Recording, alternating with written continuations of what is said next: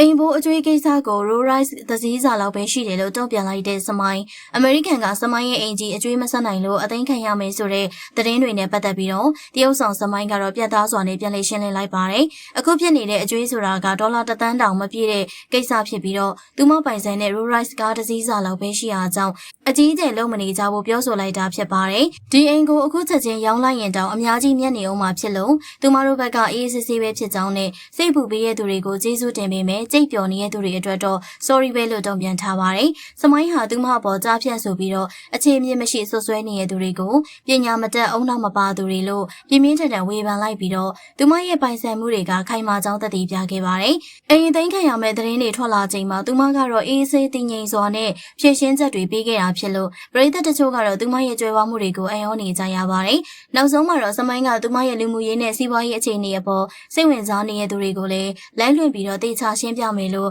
စိန်ခေါ်စကားဆိုထားပါသေးရဲ့ရှင်။